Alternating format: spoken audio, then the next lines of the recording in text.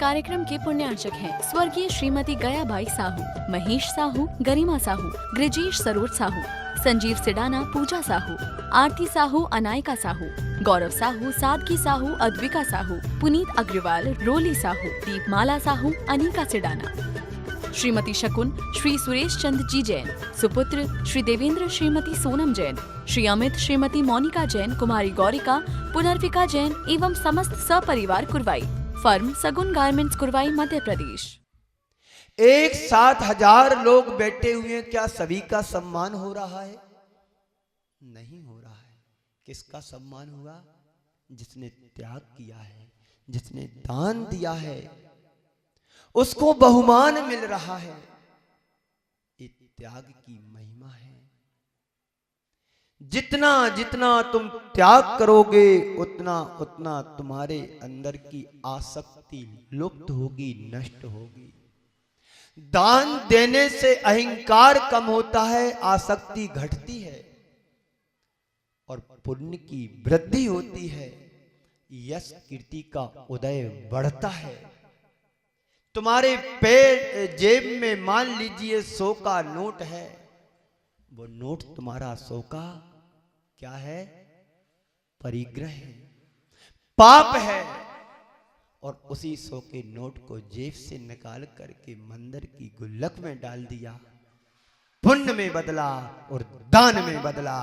ये त्याग की महिमा है।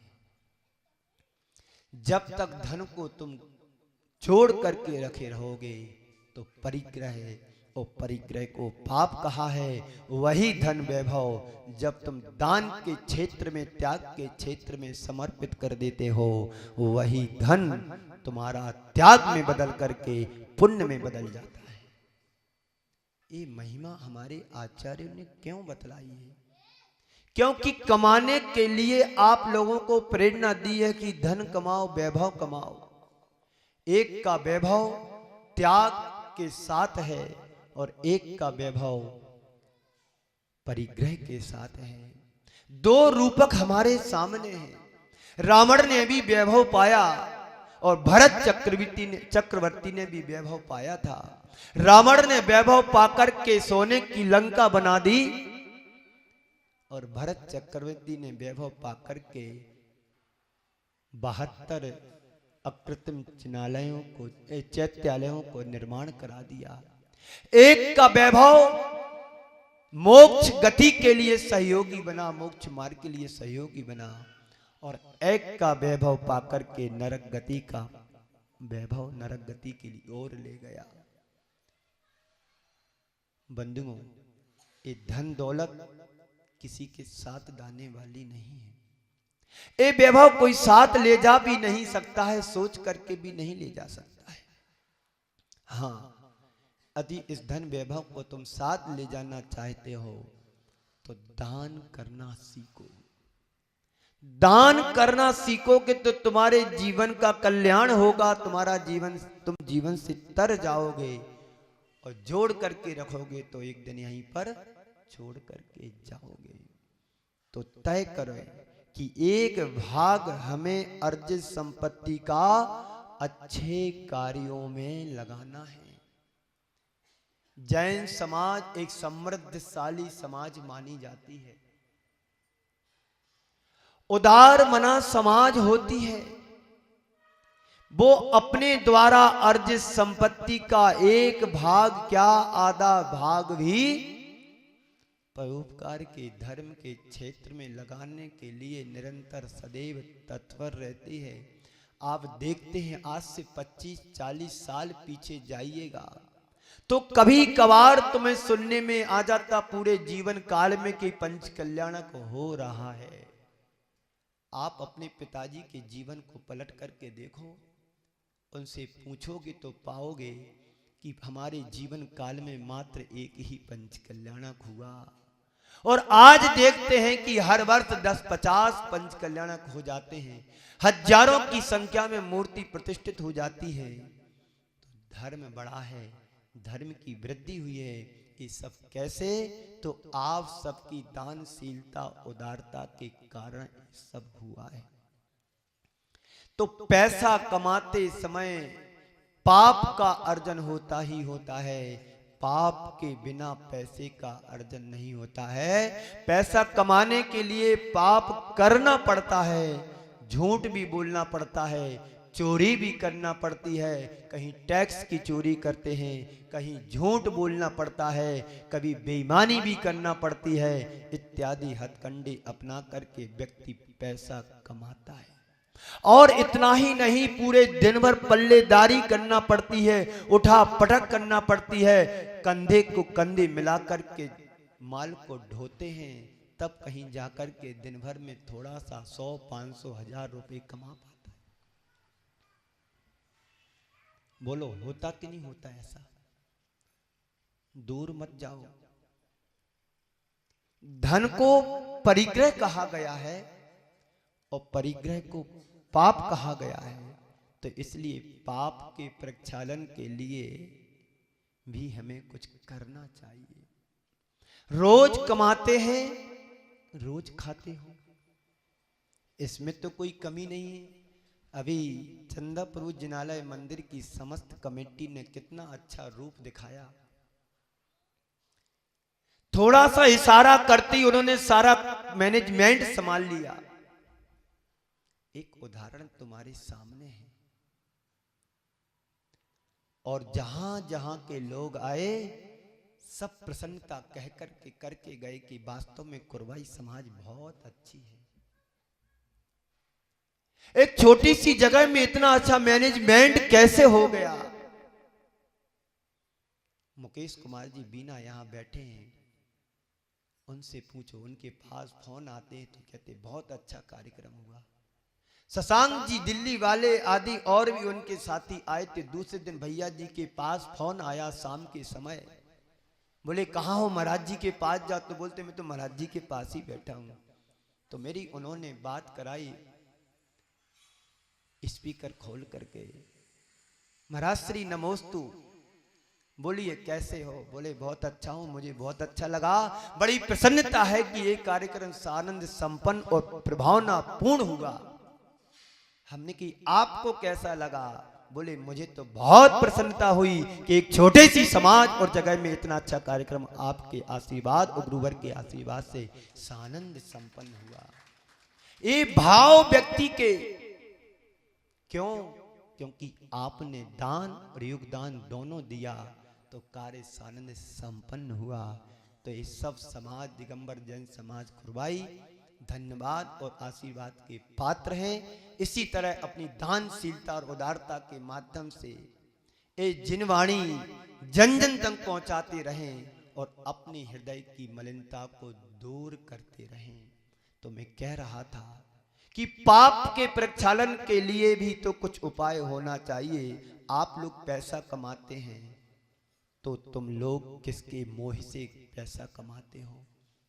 किस मोह से तुम पैसा कमाते? तो उत्तर आता है परिवार के लिए कमाता हूं, कुटुंब के लिए कमाता हूं, परिजनों के लिए कमाता हूं, अपने लिए निज के लिए कमाता हूं और दान और परोपकार के लिए कमाते हैं। तो कमाने में पाप तो होता ही होता है। तो इस प्रक्षालन, पाप के प्रक्षालन के लिए हमें करना क्या है? आपका तन मैला हो जाता है तो तन को साफ करने के लिए साबुन सोडा और स्नान करते हैं तो तुम्हारा शरीर साफ और स्वच्छ हो जाता है। पर संत कहते हैं तन मैला होता है तो साबुन और पानी से साफ कर लेते हो तो मन मैला होगा। तो इसको पाप को साफ करने के लिए, मन को साफ करने के लिए आचार्यों ने कहा कि दान दो दान। तुमने तन को, कपड़ों को साफ करने की व्यवस्था तो बना ली, नल की फिटिंग करा ली। एक बार ऐसा हुआ टोंटी भी लगा ली, पाइप लगा लिया, पानी आ रहा है। एक बार ऐसा हुआ एक विदेशी भारत आया और भारत आकर के उसको स्नान करना था तो एक होटल में रुका। होटल में जाकर के उसने टोंटी चालू की तो पानी आने लगा। वो ऐसे देश से आया था जहां पर पानी की व्यवस्था पर्याप्त नहीं थी। उसने सोचा कि मेरे देश में पानी नहीं है, इस टोंटी से पानी निकलता। वो बुद्धू था, पूरा मूर्ख था कि टोंटी से कभी पानी आता है क्या? तो ये तो बहुत अच्छा देश है, जहां भी खोलो वहीं पानी निकलता, जहां टोंटी को खोलो वहीं पानी निकलता। बाजार में गया, मार्केट में गया, भाई ये चीज कहाँ मिलती है? बोले दुकान पर मिलती। उसने सारी टोंटी खरीद ली। उसने सारी टोंटी खरीद ली, जाकर के अपने देश चला गया टोंटी लेकर के, और उसने दीवार में लगाया और टोंटी खोली, पानी ना निकला। बंधु को लगता है तुम लोग तो यहाँ के ऐसे नहीं हो कि टोंटी मात्र का उपयोग कर रहे हो, जहां पर सप्लाई है, पाइप लाइन बिछी है, और ऊपर जहां पर कनेक्शन है, टोंटी खोलोगे तो पानी आएगा, पर थोड़ा सा विवेक लगाने की जरूरत है। तो तन को साफ करने के लिए तुमने पाइप लाइन बिछा दी, नगर पालिका का भी नल आता है और घर की बोरिंग की व्यवस्था भी है। तो कपड़े गंदे हो जाते हैं, शरीर मटमैला हो जाता है, धूल लग जाती है, तो हम पानी और साबुन सोडा से साफ कर लेते हैं। पर महानुभाव हमारे आचार्य भगवान कहते हैं, हमारे आचार्य भगवान कहते हैं कि मन मैला हो जाए तो तुम कहां जाओगे? बस कहीं नहीं जाना है। तुम्हारे मंदिर में एक प्रभु की मूर्ति है, गुरु का रूप है, मां जिनवाणी का स्वरूप है। इनके पास चले जाओगे, तन क्या मन क्या सारा पाप धुल जाएगा एक पल में। तो पाप को साफ करने के लिए प्रक्षालन भी जरूरी है। इसलिए पैसे कमाऊंगा तो किसी भी चीज की कमी नहीं होगी। ऐसा है क्या? मेरे बाल बच्चे सुखी रहेंगे इसलिए पैसे कमाते हो। मेरे घर में किसी चीज की कमी नहीं होगी इसलिए पैसा कमाते हैं। ध्यान रखना, वे तुम्हारे द्वारा जोड़ी गई संपत्ति के हिस्सेदार तो हो सकते हैं,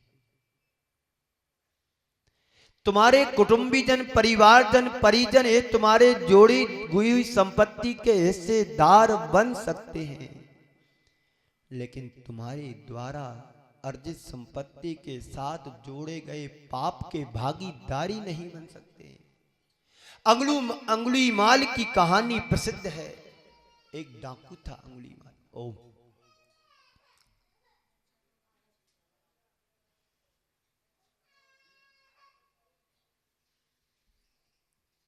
मैं कह रहा था, एक डाकू हुआ है अंगुली माल।